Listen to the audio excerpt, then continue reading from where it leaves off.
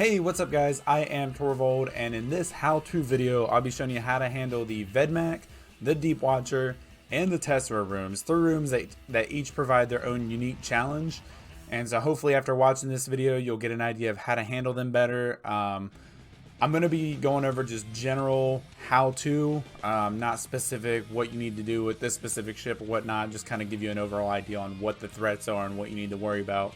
In this first room here, this is the Vedmak room. Usually you'll come into these rooms, there'll be a bunch of Vedmaks, Damaviks, and sometimes little Tesla, the little spark needle guys. Depending on what you're flying, that'll kind of determine what you want to go after first. I'll go ahead and tell you the priority target most of the times is starving Vedmaks. There are 2 kind of Triglavian spawns with Damaviks and Vedmaks. They're either the normal harrowing, or there's a harrowing Vila. The normal harrowing, if you don't see Vila, then they do more damage. These are the dangerous ones. The ones that say Vila in their name have drones, and they're not as dangerous as as this spawn right here. So you kind of have a couple different options. Now I know I said the starving Vedmak is priority target number 1, but typically the Damaviks are on top of you first before the Vedmaks in range. So what I normally do is I pick the 2 most threatening Damaviks, depending on whatever I'm flying, and I kind of blap them off the field first, because usually the Damaviks are on you and within range of whatever weapon system you have before the Vedmaks are. But that's most important, is just getting the starving Vedmak down. Your cap will suffer. I've seen in T5s you can get as many as 4 starving Vedmaks and then a bunch of starving Damaviks on you. I know another problem that I actually saw not too long ago was I was flying a Munin and I had a bunch of ghosting Damaviks, which really messed with my application, and there were no multi-body tracking pylons or blue clouds for me to use to help kill those, so I actually died, all because of ghostings. But typically your biggest threat are starvings. Now these Triglavians, they ramp up their damage pretty quickly, and they do a lot of it. And on top of that, they also repair each other, with the Vedmaks doing more, repairing more than the Damaviks. So that's something to consider as well. If you can't apply to the Damaviks, bring down the Vedmaks. Don't waste too much time going for Damaviks, because these Vedmaks, they do ramp up a lot of damage and they hurt. But yes, take down the starvings first. Depending if you are a kiting fit and you rely on not being hit at all, you want to take out any anchoring Damaviks, because they will shut off your Michael warp drive, so make sure you kill them. The striking Damaviks, they do nothing special. They literally just attack and rep each other. The anchorings, they will warp scram you. The tangling Damaviks will web you. Starvings newt you. So again, just based off whatever you're flying, that kind of determines the order of what you kill with Damaviks. But yeah, typically anything starving goes first. You need to take them out first.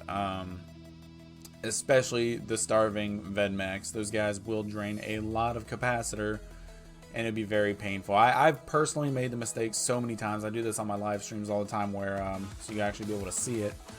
But I try and focus on the Damaviks first, and I try and focus 1 or 2 down, and sometimes that doesn't always work. Sometimes it's more important to bring down the Vedmaks before you go for the Damaviks. So kind of determine, it's something it's a decision you got to make off the fly. Your best bet is to bring down the Vedmaks first, though. Kill them. Obviously, this room is easiest in Gamma. In Firestorm, this is the hardest room because they've got the hyped up shields or hyped up armor, and they rep each other. And yeah, in Gamma sites, these are easy rooms. Firestorms are hard, electrical, exotic and dark. It all depends on what you're flying, but that's how you handle that room. Can be really easy, can also be the hardest one. It all depends on what you're flying, and that initial target management is very important. In this next room, this is kind of a easy one, but a hard one at the same time. It is the Deepwatcher room. The reason why I say it's hard is mainly because of the time aspect of things. So These are 3 battleships that just sit there and rep each other. Now, they do damage, but they don't do a lot. If your tank struggles against these guys, then your tank's it's not going to hold up against a lot of other stuff in the Abyss. So, but the main thing here is damage. Now, in this specific instance, I am doing a Gamma Sight. These are another one that are the hardest in Firestorms because of how much hit points they have. And they literally just sit within range of each other and rep. But the tactic here, and you know, bear with me on this one. This is a little complicated. Just apply damage. Just kill them. That's all you got to do. Get all damage possible, as much damage as possible on them. Drones, missiles, everything, whatever you've got. Get on them. If you want to play with heat, depending on what kind of weapon system you have, make sure you have enough pace. If you want to play with heat. One of the issues that actually come up with this room is, depending on what you're flying, if you're a missile or drone boat such as a Gila, one of the issues you could come up against are these guys. They don't move, and they could be sitting in range of a suppressor. And if you didn't know, suppressors deal damage to both missiles and drones, with the short range suppressor doing a lot more damage than the medium range suppressor. So depending on, you could be in a really bad spot. I know I've died before because basically my missiles were not applying to these Deepwatchers because of a suppressor, and I ran out of time. But what would happen in that case if you are in a situation where these guys are sitting on top of a suppressor? You want to get as close to them as possible. Make your, put yourself in a situation where your drones and missiles, if that's what you're using, are in the field of fire for the least amount of time. So the closer you are to the Deepwatchers, the less time your missiles spend in space. The less time it takes for your missiles to get to them. So the better chance they have of applying. With drones, if you're sitting on top of them, you can recall your drones and launch different ones while the old drones repair. So yeah, that's kind of one of the avenues you could take. It's such a pain because these guys do not move at all. You can see right here they're going less than 100 meters a second, so they're basically just sitting there. So if they are in range of a suppressor, that's where things get annoying. But yeah, your biggest issue with these guys is time, and that's one thing you really gotta just be aware of. And if you don't have the DPS to take these guys out, if it takes you more than 6.5 minutes to complete this room, you've got work to do, whether it's training skills or using something else, getting more DPS. That's basically it. Using Pyrolancia. Yeah, that's just one of your, that's a couple of your options right there. If you're using a Gila or anything that is drone dependent, you want to be using the Tech 2 drones.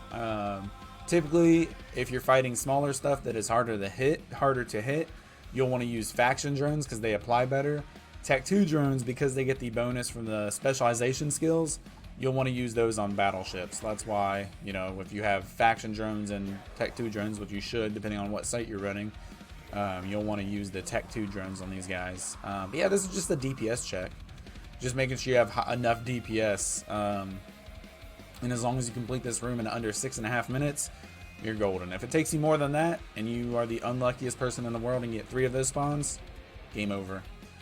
This next room is a drone killer. This is the Tesseras, the battle cruisers that will they will erase your drones off the field, erase your frigates off the field. I know one time I was flying a worm solo, and I had one of these rooms, and I guess I clicked in the wrong direction or something, and within 1 or 2 shots they had me destroyed. So these Tesseras will spawn with either snarecasters or field weavers, or whatever the armor ones are. I can't remember off the top of my head right now. But basically the way I do it with snarecasters or whatever the Logi drones are, I will automatically just go ahead and kill them. Just get them off the field, especially snarecasters, because they web you, and you do not want to be webbed when these guys are around, especially when you're looking at 5 or 6 of them. So kill the snarecasters first. Very, very, very important that you watch for yellow box. So you noticed on the overview, all of them have a red little flashy box around them. If at any point in time you see that go yellow, that means those guys are switching aggro and they're going for your drones. Like right there, you see that one strike grip. he just started targeting drones and he is getting damage on them. So it's important that you recall them. I highly suggest use hotkeys. I don't know how you play or what your preferred style is. Me personally, I set my hotkeys up to where 1 launches drones, 2 engages, and 3 recalls them. Hotkeys are very important to me. They make everything so much easier, so I highly recommend them. But yeah, this right here is just a game of watching drones. That's it. All you got to do is make sure they don't yellow box, while at the same time staying away from them. You want to stay further than 10 kilometers away from them, I would say. Anything closer than that, they're going to be able to hit you. In this specific fit, I'm not worried about them hitting me, especially now that there's only 4 left. I'm not worried about it.